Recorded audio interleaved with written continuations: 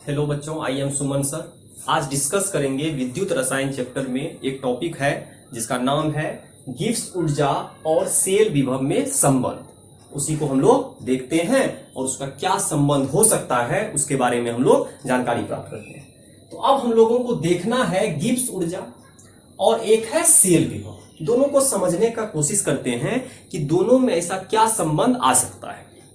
तो सबसे पहले हम लोग यहां पर जब भी कोई काम करेंगे, जब भी कोई सेल लेते हैं, कोई बैटरी लेते हैं और बैटरी जब प्रयोग में लाते हैं, जब बैटरी क्या लाते हैं, प्रयोग में लाते हैं, तो ध्यान से देखिएगा। मान लीजिए यहां सेल है, इस सेल है, मान लीजिए एक बैटरी आप ले लिए हैं, यहां पर मान लीजिए सेल है। यदि सेल है तो आप उसका प्रयोग करिएगा। तो मान लीजिए यहां पर हम लोग सेल लिए हुए हैं और सेल में हम लोग क्या कर दिए हैं, एक बल्ब लगाए। तो यहां पर क्या कर दिए हैं, एक बल्ब लगा दिए हैं।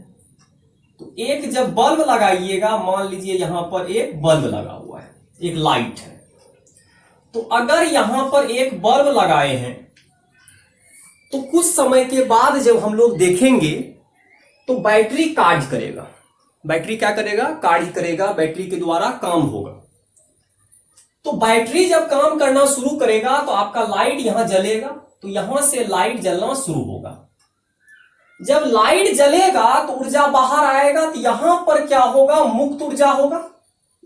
इस ऊर्जा को कौन सा ऊर्जा बोलेंगे, मुक्त ऊर्जा। ध्यान से देखिएगा, हम क्या किए, एक बैटरी लिए और बैटरी में तार जोड़ के एक बल्ब जला दिए। तो जब बल्ब जलाइएगा तो बल्ब से क्या होगा, किरण बाहर आएगा, उष्मा बाहर आएगा। उस ऊर्जा को हम लोग मुक्त ऊर्जा बोले। और मुक्त ऊर्जा बोलिए या इसी को हम लोग गिब्स ऊर्जा बोलते हैं। इसी को हम लोग कौन सा ऊर्जा बोलते हैं, गिब्स ऊर्जा। गिब्स ऊर्जा और मुक्त ऊर्जा परिवर्तन होता है। अब ध्यान से देखिएगा, मुक्त ऊर्जा इसको बोलते हैं मुक्त ऊर्जा परिवर्तन।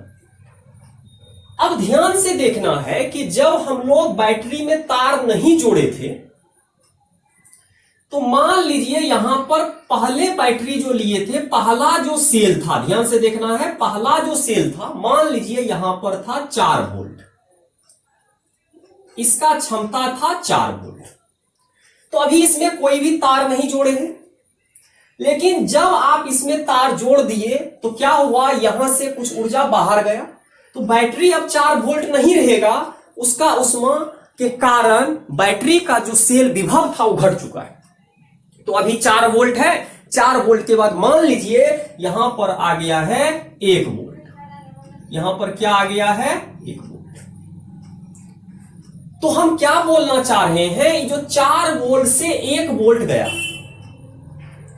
तो इसी को तो हम लोग बोलेंगे यहां से ऊर्जा बाहर आया। तो जो ऊर्जा बाहर आया, यहां पर जब ऊर्जा बाहर आएगा तो इसमें परिवर्तन हुआ। तो यहां पर जब हम लोग दोनों के बीच में देखेंगे तो यहां पर कितना का परिवर्तन हुआ, तो अब जो हम लोग वहां देख रहे हैं तो हानि हो गया। कितना का हानि हुआ, पता चल रहा, हानि हो रहा है, मतलब विभव में हानि हो गया है। विभव आपका क्या हो रहा है, घट रहा है। तो इसका मतलब है विभव यहां पर क्या हो रहा है, घट रहा है, विभव घट रहा है। तो हम लोगों को पता चल गया विभव घट रहा है। तो अब बात आया, जो विभव घटा, क्यों घटा, तो हम लोगों को डायरेक्ट दिखाई दे रहा है कुछ ऊर्जा बाहर निकल रहा है जिसके कारण सेल का विभव घटता जा रहा है। तो अपने आप तो नहीं घटा होगा, बैटरी कार्य किया होगा। यहां से बैटरी काम किया और काम किया तभी तो विभव घटा। तो यहां पर कार्य कर दिया, कार्य, ठीक है, कार्य किया, इसको बोलेंगे वर्क किया। तो सेल के द्वारा जो किया गया कार्य है, तो जितना ज्यादा कार्य करेगा उतना ही ज्यादा ऊर्जा परिवर्तन होगा। तो हम लोग यहां से परिभाषा बना लिए, क्या हो जाएगा, यहां से क्या संबंध नजर आ रहा है कि बैटरी जितना ज्यादा कार्य करेगा उतना ज्यादा ऊर्जा बाहर आएगा। अगर 4 का 4 यहां पर खत्म हो जाता तो और ऊर्जा बाहर आता, 4 से 2 जाता तो कुछ और ऊर्जा बाहर आता, मतलब ऊर्जा परिवर्तन जो निर्भर कर रहा है इस कार्य पर निर्भर कर रहा है, सेल का जो कार्य है उस पर निर्भर कर रहा है। तो लेकिन जो सेल का कार्य है वह हानि के बराबर है, मतलब इसमें हानि हो रहा है। हानि मतलब घट रहा है, क्योंकि यहां पर जब हम देख रहे हैं जब कार्य कोई चीज करता है, जो कार्य करना शुरू किया तो यहां पर क्या था, 4 वोल्ट था और 1 वोल्ट आ गया, मतलब हानि हो रहा है। तो यहां से क्या परिभाषा बनेगा, हम लोग यहां से परिभाषा बना लेते हैं, सेल के द्वारा किया गया कार्य, सेल के द्वारा किया गया कार्य, ठीक है, किया गया कार्य मुक्त ऊर्जा परिवर्तन के हानि के बराबर होता है। मुक्त ऊर्जा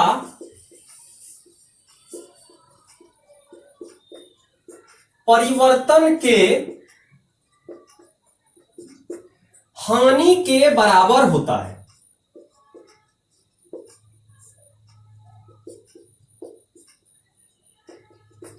क्यों?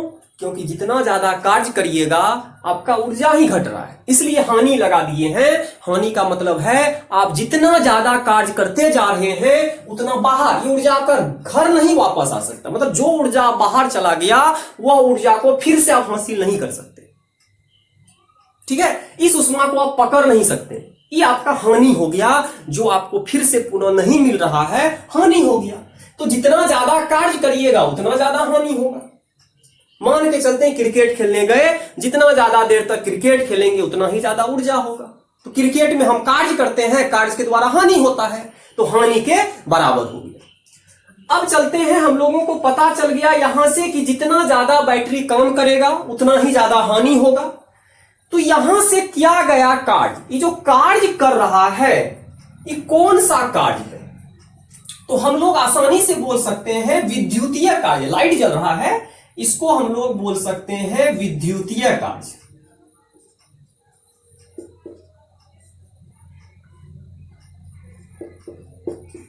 इसको कौन सा कार्य बोलेंगे, विद्युतीय कार्य बोलेंगे, इलेक्ट्रिकल वर्क बोलेंगे। हम लोग यहां से पता कर लिए विद्युतीय कार्य है। अब हम लोगों को देखना है जो कार्य होगा, हम लोग यहां से पता कर लिए कि डेल्टा जी, ध्यान से देखिएगा, डेल्टा जी हम लोग जब भी मुक्त ऊर्जा परिवर्तन बोलेंगे इसको सूचित करते हैं डेल्टा जी से, और कार्य को सूचित करते हैं डब्ल्यू, यहां माइनस लगा दीजिए और यहां पर क्या हो जाएगा, डब्ल्यू हो जाएगा। और डब्ल्यू कैसा होगा, विद्युत वाला। क्यों? क्योंकि जब बैटरी से आप लाइट जलाइएगा उसको विद्युत ऊर्जा बोलते हैं, तो कार्य भी आपका कैसा होगा, विद्युत कार्य। अब बात आया, हमको तो पता चल गया विद्युतीय कार्य हुआ है, तो डेल्टा जी का माइनस को हम इधर भी ले जा सकते हैं, तो यहां से आ जाएगा आपका डेल्टा जी इक्वल टू, यहां से आ जाएगा माइनस डब्ल्यू। विद्युतीय को हम लोग बोलते हैं इलेक्ट्रिकल, इसको क्या बोलते हैं, इलेक्ट्रिकल। इस काम के बराबर हो गया।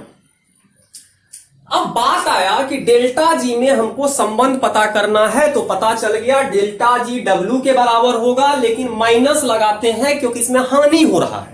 हानि मतलब 12 वोल्ट का बैटरी, 4 वोल्ट का बैटरी अब 4 वोल्ट नहीं रहा, 1 वोल्ट हो गया, इसका मतलब हानि है। निप्पो बैटरी, शक्ति बैटरी घर मार्केट से लाते हैं खरीद के, टॉर्च जलाते हैं, तो क्या होता है, बैटरी धीरे धीरे धीरे धीरे करके घटता है, इसका मतलब हानि हो रहा है। काम तो हो रहा है लेकिन बैटरी के द्वारा जो काम हो रहा है उसके द्वारा हानि हो रहा है, मतलब एनर्जी का क्या हो रहा है, ऊर्जा का क्या हो रहा है, त्याग किया जा रहा है। अब पता चल गया हमको, अब जानना है डब्ल्यू क्या होगा। तो यहां पर जो है डब्ल्यू जो होता है, कार्य जो होता है, यहां से जो हम लोग को पता चलेगा विद्युतीय कार्य जो होगा, विद्युतीय कार्य किसके बराबर होता है, तो हम लोग इसको बोलेंगे, क्या बोलेंगे, चार्ज और कुल चार्ज और सेल विभव के गुणनफल के बराबर होता है। सबसे इंपॉर्टेंट है जो सेल विभव आपका 4 है उसके गुणनफल के बराबर होगा। तो विद्युतीय कार्य हमेशा किसके बराबर होगा, कुल चार्ज, चार्ज को बोलेंगे कुल आवेश, और कुल आवेश यहां होगा NF। कुल आवेश को क्या बोलेंगे? NF बोलेंगे। देखते हैं NF क्या होता है। कुल आवेश और क्या लीजिएगा? सेल विभव। यहां पर क्या लेंगे? सेल विभव, मतलब बैटरी कितना ज्यादा आपका चार्ज है। सेल विभव के गुणनफल के बराबर होता है। गुणनफल के बराबर होता है। यहां से हमको पता चल गया किसके गुणनफल के बराबर होता है? चार्ज, कुल आवेश और सेल विभव के गुणनफल के बराबर होता है आपका जो किया गया कार्य है, क्योंकि कार्य तभी ना करिएगा जब आपका बैटरी चार्ज होगा। तो बैटरी आपका 4 वोल्ट है और आवेश जब प्रभावित होता है तभी प्रभाव के कारण कितना आवेश प्रभावित हुआ है इसको जलाने के लिए, क्योंकि आवेश ही आपका वोल्टेज होता है। तो यहां से हमको पता चल गया कि W जो होगा किसके बराबर होगा? NF, और यहां पर ले लेंगे E से, गुणनफल के बराबर होता है। तो जब हम लोग इसको मान लेते हैं, इसको समीकरण 1 मान लीजिए और इसको समीकरण मान लीजिए 2 है, तो W का वैल्यू आपको पता चल गया और यहां से डेल्टा G का संबंध आप पता कर लिए हैं। क्या पता कर लिए हैं? -W electrical. तो इसको हम यहां से क्या करते हैं? W का कार्ड जो है आप यहां पर पुट कर दीजिए, इसको इस समीकरण में रख दीजिए। तो हम लोग इससे क्या प्राप्त करेंगे? दोनों के बीच संबंध का पता चल जाएगा। तो चलिए देखते हैं। तो हम लोगों को यहां से देखना है कि दोनों के बीच संबंध क्या होता है और उस पर क्वेश्चन आप कैसे बनाइएगा उसको भी देखेंगे। अब हम लोग चलते हैं, यहां से संबंध पता चल गया। तो संबंध क्या पता चलेगा? जब समीकरण 1 निकाले हैं और समीकरण 2 पता कर लिए। W बराबर हो गया NF E से। NF हो गया कुल आवेश, कितना होगा? NF के बराबर होगा, और सेल विभव किसके बराबर होगा? E सेल के बराबर होगा। अब समीकरण 1 और 2 से देखते हैं। तो यहां पर हम लोग क्या करते हैं? समीकरण 1 और 2 से, 1 और 2 से, समीकरण 1 और 2 से देखते हैं। तो हम लोग क्या देखेंगे? डेल्टा G और W के जगह यहां का वैल्यू पुट कर दीजिए। तो आपका क्या आ जाएगा? Delta G equal to -NF और यहां पर आ जाएगा E से। ठीक है, N हो गया आपका कितना इलेक्ट्रॉन क्या हो रहा है? एक जगह से दूसरे जगह स्थानांतरित हो रहा है, उसको बोलते हैं। F हो गया फैराड। अब फैराड क्या होता है? F को जो हम लोग बोलते हैं, F जो है यहां नोट में हम लोग देखते हैं, F क्या होता है? F को बोलते हैं फैराड। F को क्या बोलते हैं? फैराड। तो फैराड जो बोलिएगा ये एक्चुअली क्या होता है? ये हमेशा होता है 1 मोल इलेक्ट्रॉन का आवेश। कितना मोल इलेक्ट्रॉन का आवेश? 1 मोल इलेक्ट्रॉन का जो आवेश होता है उसी को फैराड कहा जाता है। और कैसे निकालते हैं 1 मोल इलेक्ट्रॉन का आवेश? 1 इलेक्ट्रॉन का आवेश होता है 1.6 इंटू 10 पर पावर -19 कूलम। चार्ज का आवेश कूलम। 1 मोल होता है 6.023 इंटू 10 पर पावर 23, 1 मोल बराबर। और जब दोनों को गुना करिएगा तो यहां अप्रोक्स में आएगा 96,500 कूलम। तो कूलम होता है यूनिट, मात्रक होता है। तो यहां पर जब भी पूछे फैराड क्या है, तो फैराड आपका हो गया 1 मोल इलेक्ट्रॉन का आवेश। तो 4 मोल होगा तो 4 से गुना कर देंगे। एन आपको बताएगा मोल का संख्या, नंबर ऑफ मोल, मोल का संख्या एन है आपका मोल। तो अगर 1 मोल में इतना है तो 4 मोल में 4 से गुना करेंगे, 5 मोल में 5 से गुना करेंगे, 6 मोल में 6 से गुना करते जाएंगे तो आपका आवेश बढ़ता जाएगा। तो यहां आ गया 1 मोल इलेक्ट्रॉन का आवेश फैराड है। इसको जब भी रखेंगे तो वहां से मान आपका आ जाएगा। अब यहां से सब कुछ पता चल गया, फेराड क्या होता है, एन क्या है, एन तो वही स्थानांतरित इलेक्ट्रॉन है, जितना भी होगा देखेंगे। और आपका संबंध आ चुका है डेल्टा जी बराबर माइनस एन एफ ई से। अब सबसे इंपॉर्टेंट है कि आपका डेल्टा जी क्या क्या हो सकता है। यहां से हम लोग लेते हैं केस फर्स्ट। अगर डेल्टा जी नेगेटिव आ जाए, अगर डेल्टा जी क्या आ जाए, निगेटिव आ जाए, तो हमेशा ध्यान रखिएगा डेल्टा जी यदि नेगेटिव आ जाए उसको बोलते हैं स्वतः प्रक्रम, स्पॉन्टेनियस प्रोसेस। ध्यान से देखिएगा, डेल्टा जी यदि नेगेटिव हो गया तो ई सेल आपका पॉजिटिव आ जाएगा। ई सेल आपका क्या आ जाएगा, पॉजिटिव। कैसे कि अगर डेल्टा जी नेगेटिव है तो ई तो नेगेटिव है पहले से, तो इसको पॉजिटिव होना होगा, क्योंकि यदि नेगेटिव होगा तो नेगेटिव इंटू नेगेटिव पॉजिटिव कर देगा, तो ई सेल का वैल्यू पॉजिटिव होगा। तो अगर इस तरह का घटना हो तो यहां पर होता है स्वतः प्रक्रम, प्रक्रम। तो यहां पर क्या होता है, स्वतः प्रक्रम हो गया, तो इसको बोलते हैं, या प्रक्रिया भी बोल सकते हैं, इसको बोलते हैं स्पॉन्टेनियस। इसको क्या बोलते हैं, स्पॉन्टेनियस प्रोसेस। और याद रखिएगा अगर कोई स्वतः प्रक्रम है तो हमेशा किस दिशा में जाएगा, तो हमेशा जब भी अभिक्रिया को हम लोग देखेंगे, अभिक्रिया, तो अभिक्रिया हमेशा इधर की ओर जाएगा, अग्र, मतलब ये आगे की ओर जाएगा। इसमें क्या होगा, अग्र, अग्र दिशा होगा। इसका कैसा दिशा होगा, अग्र दिशा होगा। ध्यान से देखना है, मतलब डेल्टा जी यदि नेगेटिव हो गया तो स्वतः प्रक्रम होगा, और अभिक्रिया का दिशा हमेशा अग्र की ओर चलेगा, अग्र जाना चाहिए, मतलब अभिकारक से उत्पाद बनना चाहिए। ठीक है, इधर अभिकारक होता है और इधर उत्पाद होता है, मतलब इसमें उल्टा नहीं जा सकते हैं, इसमें इधर होगा अभिकारक, और अभिकारक से क्या बना सकते हैं, उत्पाद बना सकते हैं। तो यहां से हमको पता चल गया अभिकारक से उत्पाद बना सकते हैं यदि डेल्टा जी आपका ऋणात्मक आ रहा है। और डेल्टा जी यदि ऋणात्मक आ गया तो आपका ई सेल का मान क्या हो जाएगा, धनात्मक। तो दोनों में थोड़ा सा ध्यान दे के चलना पड़ेगा, एक ऋणात्मक होगा और दूसरा क्या होगा, धनात्मक होगा। अब चलते हैं इसका नेक्स्ट कि डेल्टा जी यदि आपका धनात्मक हो जाए, उल्टा भी हो सकता है, अगर धनात्मक हो गया तो ऐसा घटना में क्या कर सकते हैं। तो हम लोग चलते हैं, अगर अभिकारक है और एक उत्पाद है। अब हम लोग यहां से देखेंगे केस सेकेंड। यदि मान लीजिए कि आपका डेल्टा जी हो गया पॉजिटिव, यदि डेल्टा जी आपका हो गया यहां से पॉजिटिव, धनात्मक हो गया, तो अगर ये धनात्मक है तो यहां माइनस पहले से, तो इसको भी माइनस होना होगा, तो माइनस इंटू माइनस प्लस हो जाएगा। तो यहां पर हो जाएगा ई सेल आपका हो जाएगा नेगेटिव, तो यहां पर आ जाएगा आपका नेगेटिव आ गया।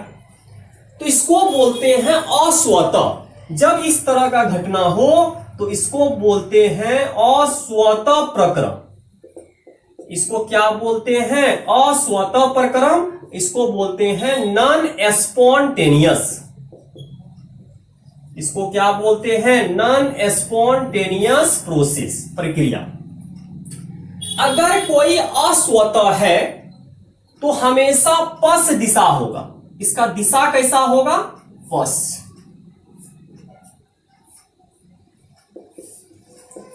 इसका दिशा पस होगा। पस मतलब उल्टा जाएगा, मतलब आपका यहां पर जो है अभिकारक होगा, और उल्टा दिशा इसका मतलब है इस बार आपका उत्पाद ही अभिकारक बनाएगा। थोड़ा सा याद रखिएगा, यदि डेल्टा जी नेगेटिव हो गया तो आपका अभिकारक उत्पाद बना रहा है। यदि आपका अभिकारक बन रहा है उत्पाद के द्वारा तो इसको बोलेंगे पस दिशा, तो इसमें पस अभिक्रिया हो जाएगा। और लास्ट आपका है केस थर्ड। यदि डेल्टा जी जीरो हो गया, तो डेल्टा जी यदि जीरो हुआ तो ई सेल का वैल्यू भी जीरो होना होगा, तो यहां पर आ गया ई सेल आपका क्या आ गया, जीरो, शून्य आ गया। और यदि ई सेल 0 आ गया तो आप क्या कर सकते हैं, ई सेल 0 आया तो सब कुछ 0 है, दोनों का दोनों 0 हो गया, तो इसको बोलते हैं साम्य। साम्य का मतलब हो गया इक्विलिब्रियम। इसको क्या बोलते हैं, इक्विलिब्रियम, साम्य में आगे।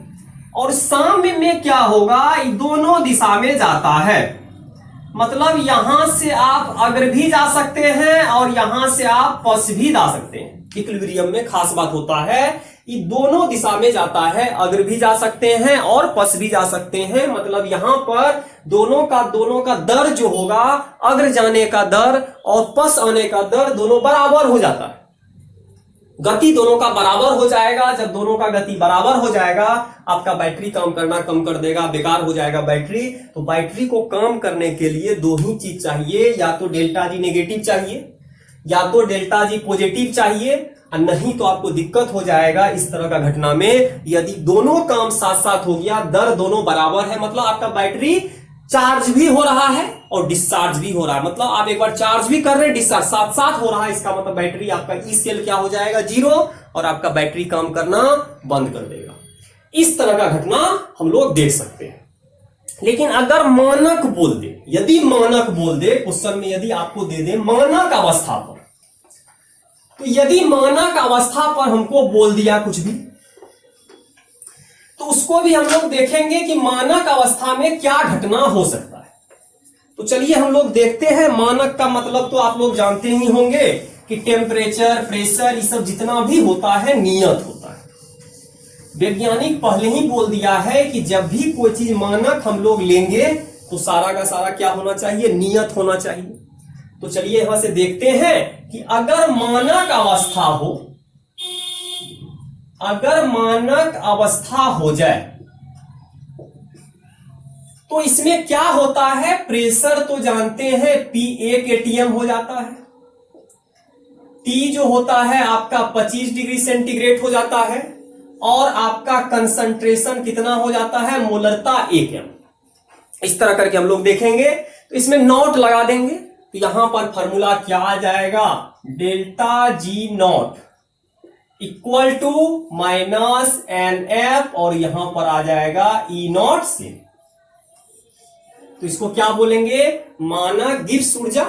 इसको मानक अवस्था पे हम लोग इस तरह करके लिख सकते हैं। ठीक है, तो आज का क्लास में हम लोग क्या देखे, गिब्स ऊर्जा क्या होता है, ई सेल क्या होता है, उसमें संबंध को देखे, और नेक्स्ट वीडियो लेक्चर में हम लोग डिस्कस करेंगे इसका न्यूमेरिकल पार्ट पे। Thank you.